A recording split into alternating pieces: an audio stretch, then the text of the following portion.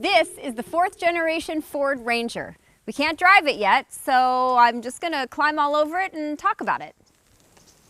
That's all. That's all.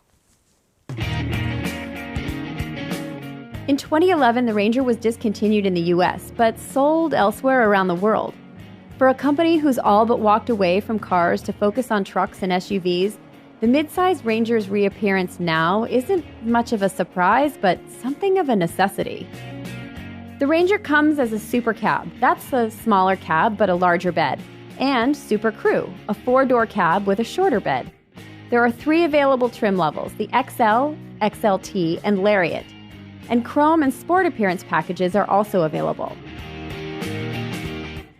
Aesthetically, the Ranger is simple, but it's not boring. It's got some of the same character features as the beefier F-150. The raked windshield and the high beltline definitely give it a sport truck look and help with aerodynamics. But I don't know, maybe it's just me, but does it kind of look like a car? But sporty good looks isn't enough. A truck actually has to work. Now, Ford claims a best-in-class payload capacity of 1,860 pounds. And that it can tow up to 7,500 pounds when properly equipped. That's more than the Ranger's direct competitors, the Toyota Tacoma, Chevy Colorado, and Nissan Frontier. That's also the only one of those competitors that doesn't have a V6. In the powertrain department, the Ranger's got a singular option, a 2.3-liter EcoBoost inline-4 mated to a 10-speed automatic. It's closely related to the 2.3-liter in the current Explorer, but the Ranger's version of the engine is beefed up to make more power. That engine should help the Ranger in the fuel efficiency game, although EPA estimates aren't available yet. But we'll have to see how it puts that power down. The Ranger comes standard with rear-wheel drive and an open differential, but you can get a rear locker if you want to. The 4x4 comes either way as well, but this electronic rear differential will make a huge difference with your off-road capability.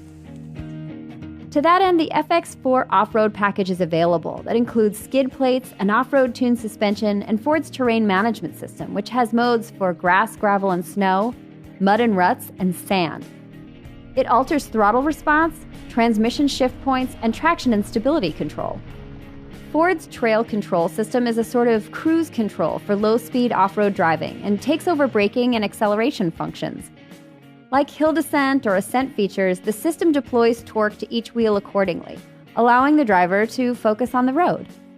Both of those systems are also found on the Dirt Monster Raptor. Of course, this is the time in the video when we would normally cut to me driving off-road like a madwoman. We can't do that yet.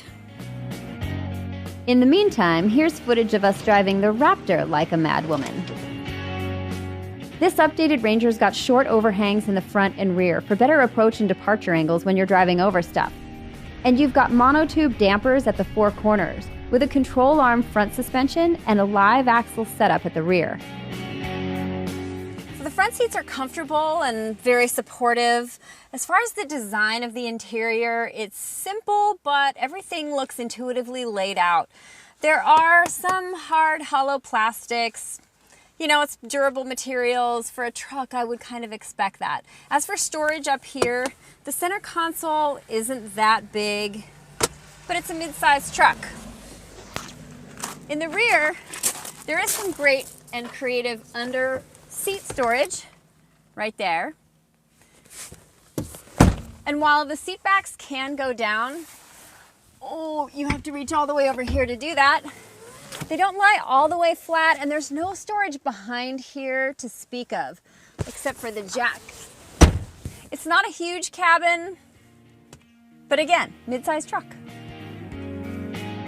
Safety-wise, automatic emergency braking is standard across the board.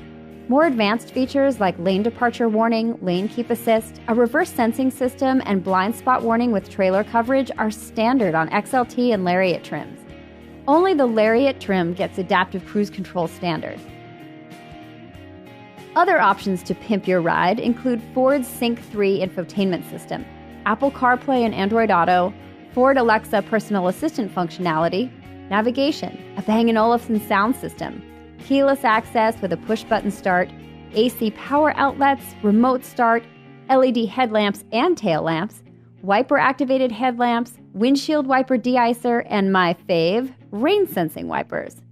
Whew, that's a lot. The Ranger XL base price starts around $25,000, including destination charges.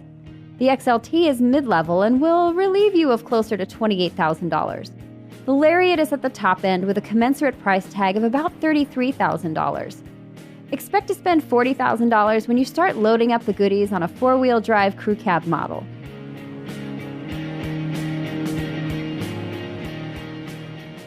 While sadly we couldn't drive it today, the Ford Ranger will be driving out of showrooms in the early part of 2019. And check back here soon for a full review. I promise I'm going to make Micah drive it like a madwoman with a wig on.